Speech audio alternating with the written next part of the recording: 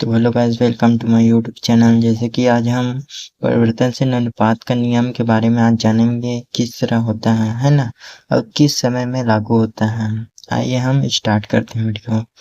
परिवर्तनशील अनुपात का नियम, यह अल्पकालीन उत्पादन फलन कहते हैं, या अल्पकालीन उत्पादन फलन कहते हैं। प्रस्तावना: अर्थशास्त्र में उत्पादन के नियमों का इतिहास उतना ही पुराना है जितना अधिक पुराना स्वयं अर्थशास्त्र विज्ञान है। सर्वप्रथम 1815 में एडवर्ड वेस्ट ने अपनी पुस्तक द एप्लीकेशन कैपिटल में इस नियम की व्याख्या की थी। बिल्कुल सही बात है, जितना अधिक हमारा अर्थशास्त्र पुराना है, ठीक उतना ही अधिक उत्पादन के नियमों का इतिहास उतना ही पुराना है ना। चल रखिए, हम इसे और देखते हैं। परिवर्तनशील अनुपात का नियम का अर्थ है ना, हम प्रयोग में होने वाले सभी उत्पादन साधनों को बढ़ाएं, लेकिन यदि हमारे पास समय अवधि कम है जिससे उत्पादन के सभी साधनों को बढ़ाना संभव नहीं है, तो यह अल्पकालीन समय अवधि की दशा है। बिल्कुल बात है। हम उत्पादन के साधन सभी को बढ़ाने में असक्षम हैं, अर्थात हमारे पास समय कम होने के कारण हम सभी साधनों को बढ़ा नहीं सकते हैं। तो यह स्थिति अल्पकालीन समय है ना, समय अवधि की दशा है ना, जिसमें उत्पादक के पास उतना अधिक समय नहीं होता है कि सभी साधनों की मात्रा में परिवर्तन कर सकें। अतः अल्पकालीन समय अवधि में केवल एक साधन, श्रम या कुछ साधन की मात्रा में परिवर्तन करने से उत्पादन में जो परिवर्तन होता है, यदि परिवर्तनशील साधन का नियम है, जिसे हम परिवर्तनशील अनुपात के नियम से जानते हैं, है ना। बिल्कुल यही बात है कि यही परिवर्तनशील साधन का नियम है, जिसे हम परिवर्तनशील अनुपात के नियम से जाने जाते हैं। परिवर्तनशील अनुपात का नियम की परिभाषा: स्टेगलर के अनुसार, यदि उत्पत्ति के अन्य साधनों की इकाई को स्थिर रखकर किसी एक साधन की इकाइयों की मात्रा में वृद्धि की जाए, तो एक सीमा के पश्चात उस इकाई से प्राप्त होने वाली उपज घटने लगेगी, है ना, घटने लगेगी। बिल्कुल सही बात है। जब हम उत्पत्ति के एक साधन को छोड़कर सभी साधन को स्थिर रखते हैं और एक साधन में वृद्धि करते हैं, तो उसमें एक समय के बाद निश्चित ही उपज घटने लगेगी। बिल्कुल सही बात है। प्रोफेसर बेनहम के अनुसार, उत्पादन के साधन के सहयोग में एक साधन का अनुपात ज्यों-त्यों बढ़ाया जाता है, त्यों-त्यों एक बिंदु के बाद उस साधन को सीमांत तथा औसत उत्पादन घटता जाता है। बिल्कुल, एक समय के बाद सीमांत और उत्पादन, जो औसत उत्पादन है, वो घटने लगता है। आइए हम इसे अल्पकालीन उत्पादन फलन की 3 अवस्थाएं होती हैं, जिन्हें उत्पत्ति के 3 नियमों के रूप से जाना जाता है। पहला है आपका उत्पत्ति वृद्धि नियम या बढ़ते प्रतिफल का नियम कहते हैं। दूसरा है उत्पत्ति समता नियम या स्थिर प्रतिफल का नियम कहते हैं। उत्पत्ति ह्रास का नियम या घटते प्रतिफल का नियम, है ना, इसी को हम देखते हैं। उत्पत्ति वृद्धि नियम: उत्पादन की प्रारंभिक अवस्था में उत्पत्ति वृद्धि नियम लागू होता है।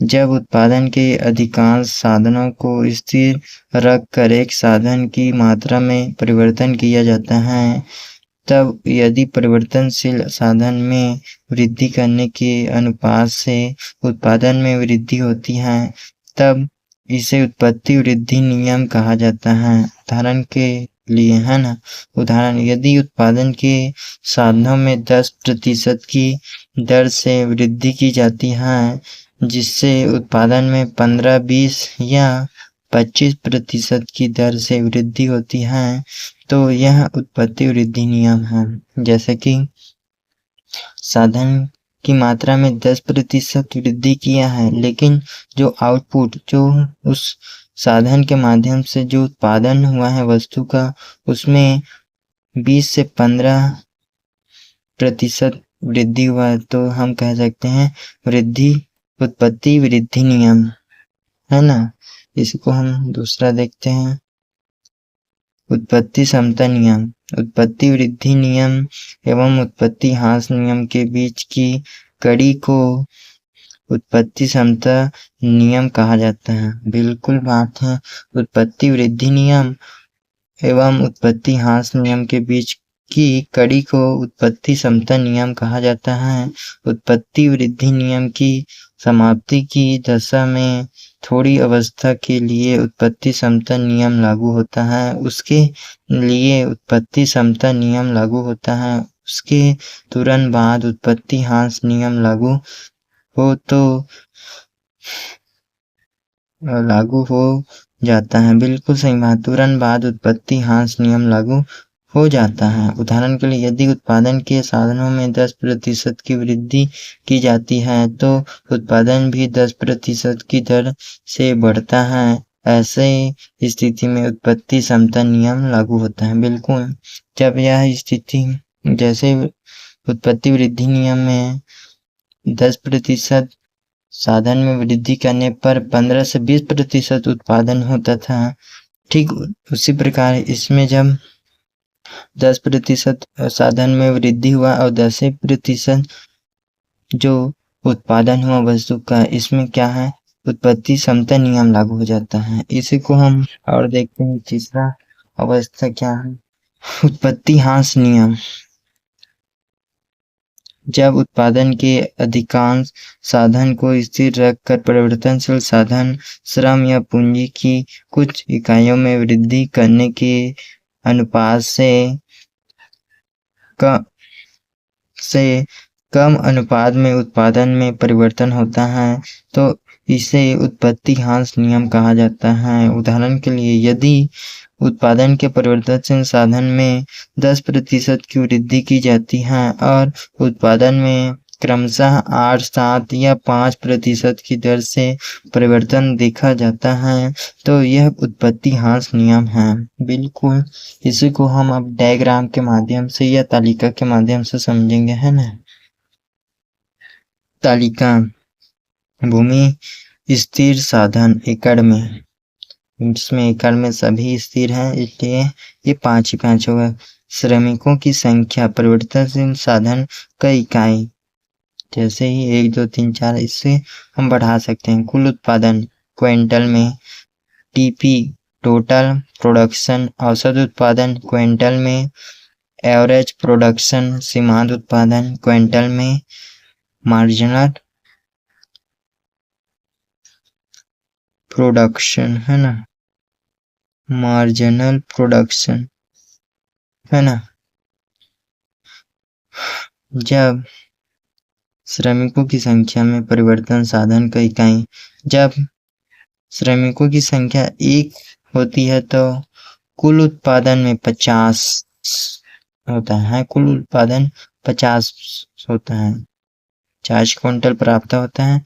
वही औसत उत्पादन 50 होता है, सीमांत उत्पादन भी आपका 50 होता है। जब श्रमिकों की संख्या में परिवर्तन करके 1 से 2 कर देते हैं और जो भूमि है वही होगा 5, जब 1 से 2 हो जाता है तो कुल उत्पादन में 50 से बढ़कर 110 हो जाता है। वही औसत उत्पादन में 50 से बढ़कर 55 हो जाता है और सीमांत उत्पादन में 50 से बढ़कर 60 हो जाता है।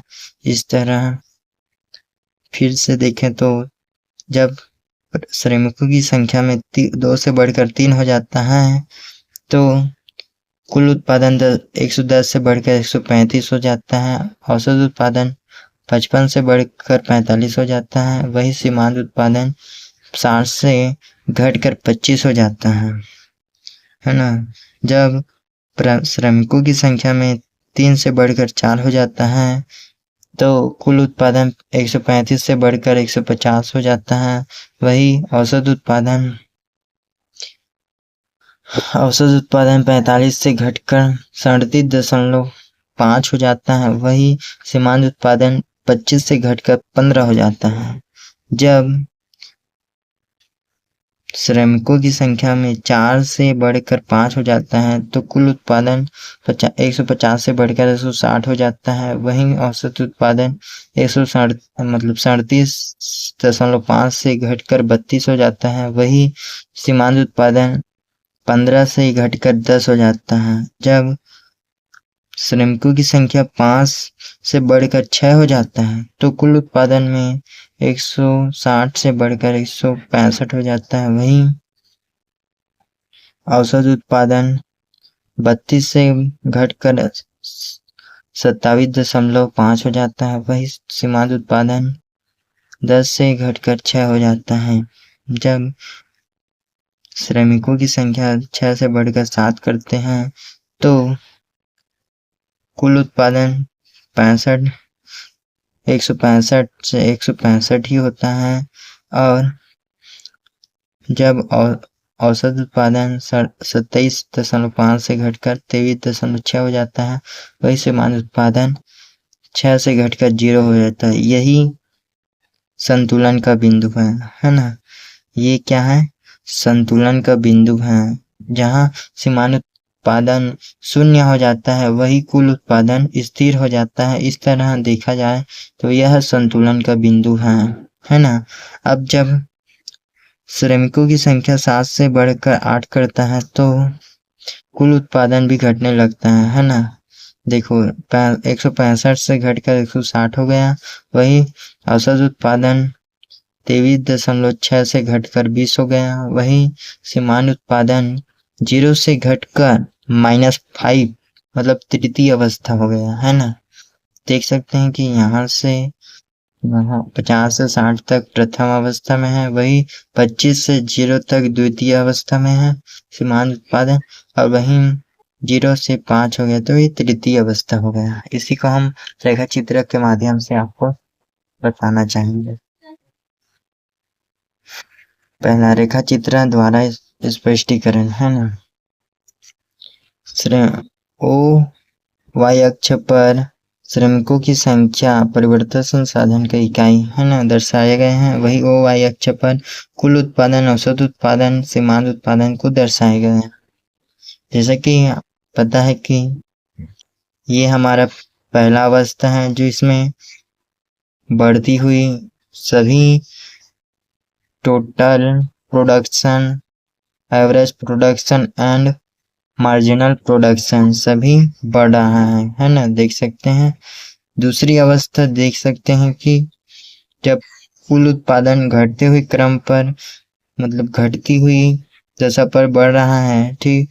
सीमांत उत्पादन घट रहा है और औसत उत्पादन भी घट रहा है। ये दूसरा अवस्था है ना। तीसरा अवस्था में जब सीमांत उत्पादन 0 होता है तो कुल उत्पादन अधिकतम होता है ना।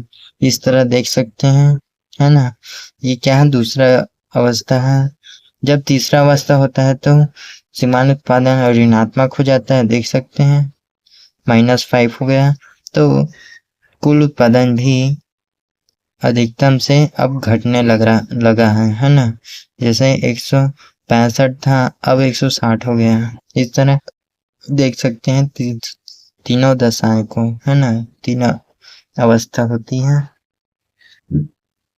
वही परिवर्तनशील अनुपात के नियम की मान्यता है। पहला, यह पर अल्पकालीन समय अवधि पर आधारित होता है। बिल्कुल यह इसमें समय कम होता है जिस कारण से इसमें सभी साधनों को परिवर्तन नहीं कर पाते हैं है ना। दूसरा है परिवर्तनशील साधन की समस्त इकाइयां समरूप होती हैं। बिल्कुल जैसे ही हम जैसे उदाहरण के श्रम ही है जिससे हम परिवर्तन कर सकते हैं, तो वो प्रति इकाई हम जो वृद्धि करेंगे श्रम में, वो सभी समरूप होगा, है ना।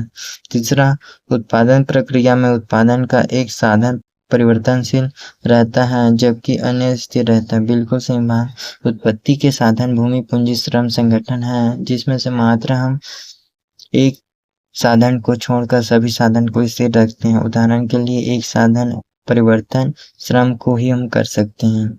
चौथा, उत्पादन की तकनीकी स्तर में कोई परिवर्तन नहीं होता है। बिल्कुल, हमारे पास कम समय होने के कारण हम जो साधन की तकनीकी होता है उससे हम कोई प्रकार से हम परिवर्तन नहीं कर सकते हैं, है ना। विभिन्न उत्पत्ति के साधन अपूर्ण स्थानापन्न होती है। बिल्कुल, इसमें हम अपूर्ण स्थानापन्न होती है, अर्थात इसका कोई पूरक वस्तु नहीं होता या इनका कोई एक जगह के बदला दूसरी एक के बदले दूसरे वस्तु का उपयोग नहीं कर सकते, है ना। स्थिर साधन अविभाज्य होते हैं। बिल्कुल, इसे हम स्थिर रखते हैं, इसे हम एक जगह से दूसरी जगह स्थापित नहीं कर सकते हैं। इस तरह अविभाज्य होते हैं, जिसे हम भाज्य नहीं करते हैं, है ना, भाज्य नहीं कर सकते हैं। तो आशा करते हैं आपको वीडियो अच्छा लगा हो, और अच्छा लगा हो तो लाइक करना और सब्सक्राइब करना। तो मिलते हैं अगले वीडियो के साथ। तो जय हिंद, जय भारत।